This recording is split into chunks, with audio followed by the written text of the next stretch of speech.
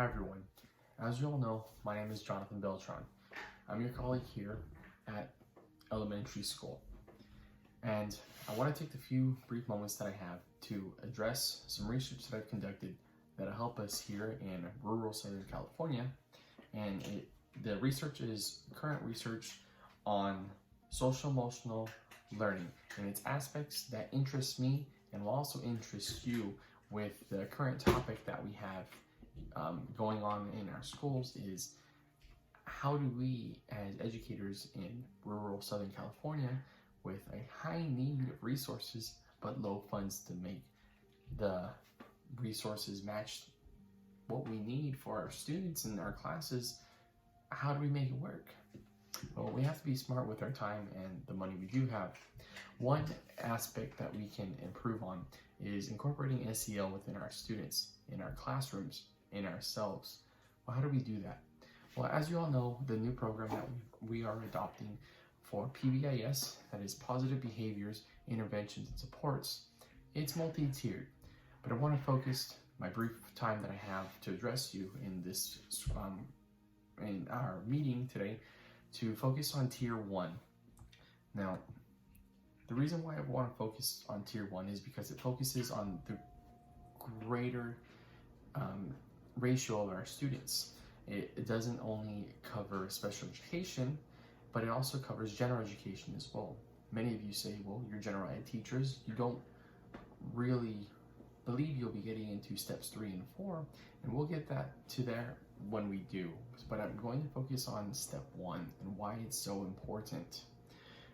Now, we all know that in rural California here, about 80% of our students are rural and living in poverty, well below the poverty line. So how do we implement PBIS to help them to get the mindset that education is key to overcoming poverty, to establishing positive relationships, and to actually caring about school?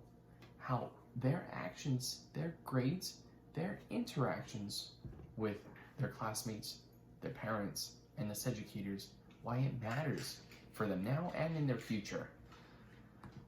Well, for Tier 1 support, we know that the core principle guiding Tier 1 PBIS is effectively teach our students appropriate behavior equitably.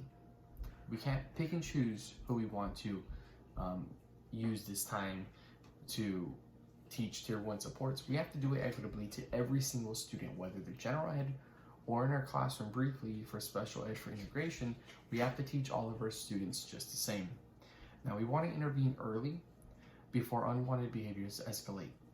We all know that when we're in the break room, we talk about situations that came up, but how about we start talking about what we can do with this new program, PBIS in Tier 1, and how we prevented these outbursts from our students from even occurring. Now, Tier 1 support is research-based. It's not, well, I think I should do this, let me do that. No, I'm not up here wasting my brief moments to address you and to provide something factual to you and something that will actually help you in the classroom. As your colleague, what I'm presenting is research-based, and PBIS, no doubt, has much research gone into it. That's why with our limited funds here at this school, we're choosing to implement PBIS. Now, we must monitor our students' progress. Hey, this is something that we already do. We monitor their progress, even subconsciously sometimes. Hey, you know what? That student, he's actually behaving. I haven't had to talk with him or anything.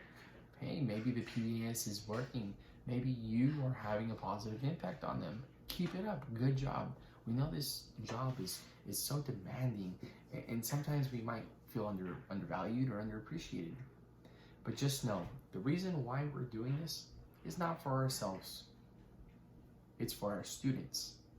The time, the energy, these staff meetings, it's how we can improve to ultimately help our students.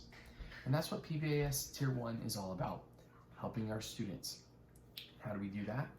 Well, as we mentioned, we monitor the progress, we're equitable, and we use every opportunity possible to help them behaviorally wise, because when we do, It helps them academically. It improves their home life.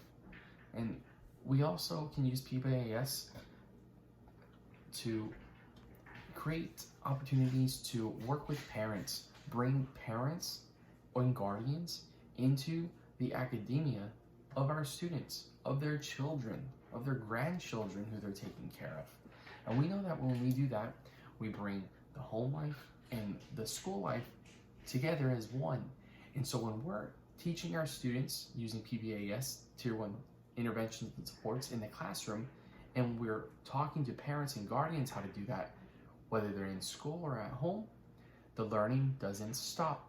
The positive reinforcements, interventions, and supports are constantly being molded and brought to the attention of the student. So I want to thank you for your time, for listening. I'll pass out flyers that'll explain more about PBIS Tier 1 supports. If you have any questions, I'm more than happy to share the research that I have. And if not, I'll see you guys in the break room. You know my room. Just feel free to let me know what worked for you, so that way I can improve myself incorporating PBIS. I know several other of my colleagues have mentioned really good strategies and interventions that they use with their students. And so it'd be really good to collaborate and talk with one another. So that's my time. Thank you.